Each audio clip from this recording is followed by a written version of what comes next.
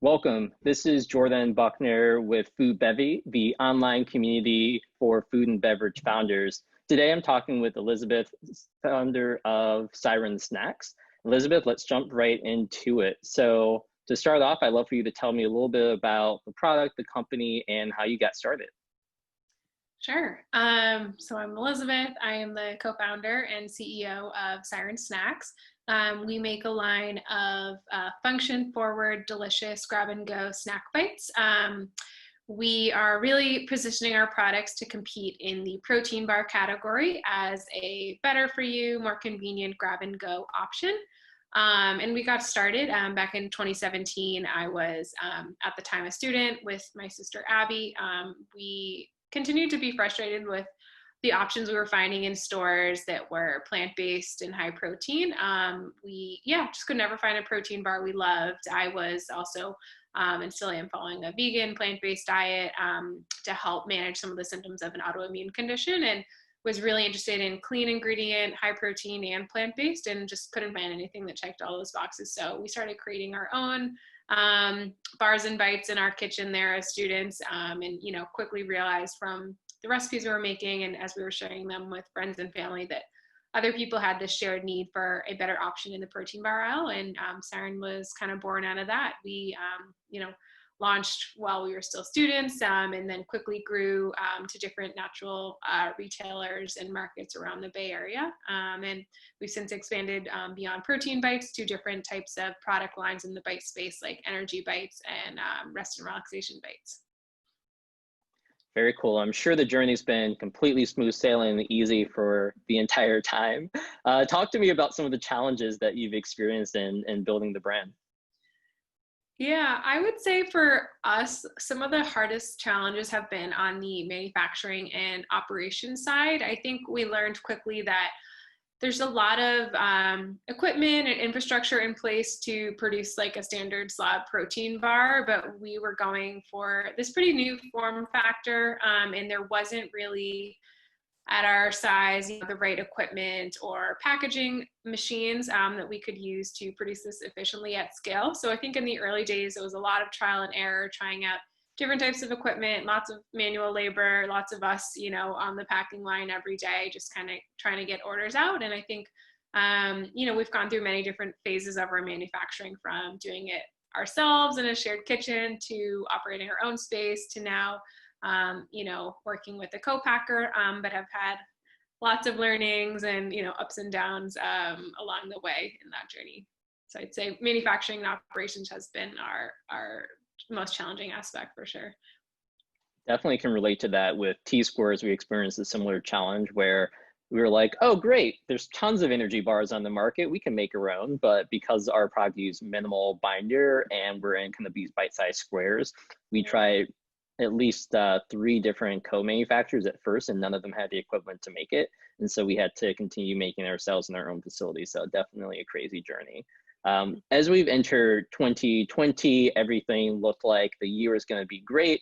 And then COVID hit. So how has your business been affected over the last couple of months, and how have you pivoted or changed to survive and grow through this time? Yeah, it's definitely changed our plans and models and forecasts for 2020 for sure. Before COVID, last year we invested really heavily in building out our distribution in the food service and office channel, which at the time we loved that channel. It was super steady, reliable, not a lot of spend required. We were, had sold into places like Google, Facebook, many of the big tech campuses and others around the country, and working with, even UNFI, like getting a specific pack size onboarded for our food service customers. And we really had to pivot when we saw all of that business really drop off in mid-March.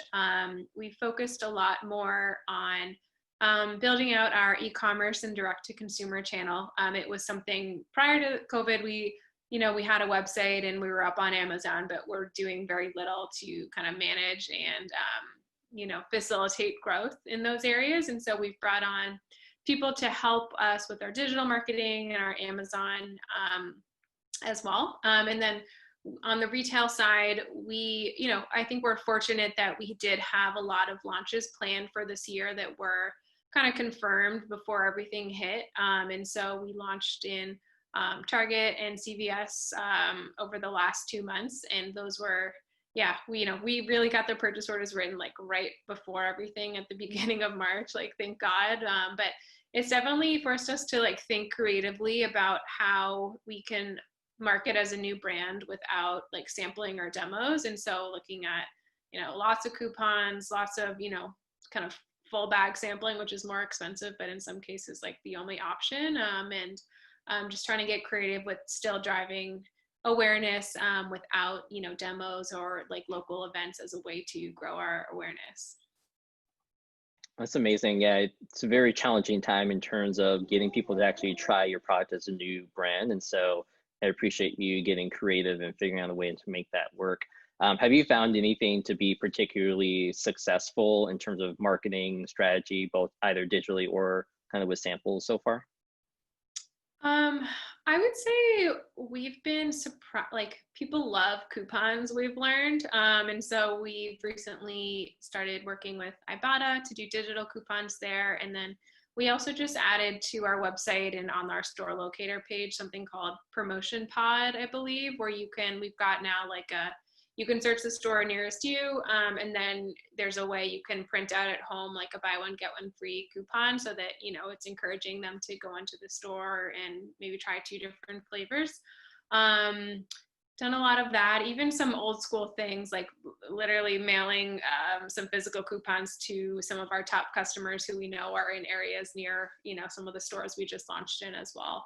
So I would say those have been the most successful so far in terms of marketing and driving trial. The other area we've sort of or in the process of discovering is some of these like snack subscription boxes where maybe they're not purchasing products that are full wholesale price, but we're still, moving units and, getting paid.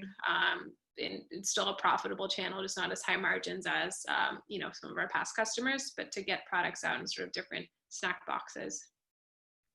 As you look towards the rest of 2020 and in 2021, what are your predictions to how the food industry is going to look, say, a year from now? Yeah.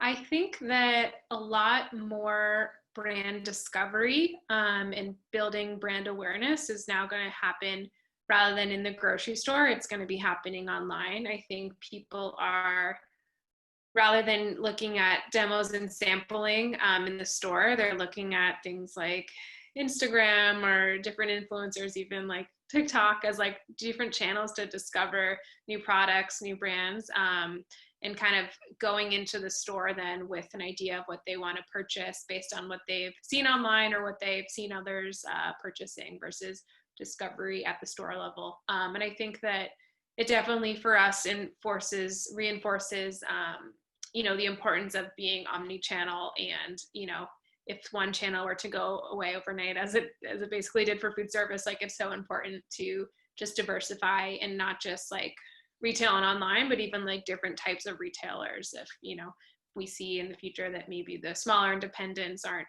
doing as well as the bigger chains, I think it's important to have a mix of different types of partners, across who you're selling to. Definitely agree with that.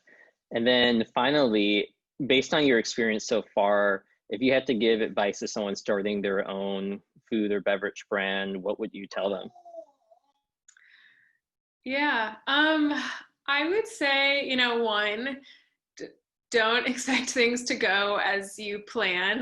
That sounds pessimistic, but I just think we initially had a certain vision that we would, like, from day one, be co-packing, be producing efficiently at scale, and learn that there's just, especially if you're doing something that's real, like more unique or different, there's just going to be a much longer learning curve. And so I would say just be flexible and open to kind of learning as you go. And sometimes the path is not linear, and that's okay.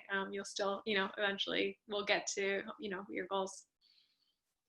Elizabeth, co-founder of Siren Snacks, thanks so much for being on today and best of luck. Thank you so much. Thanks for having me.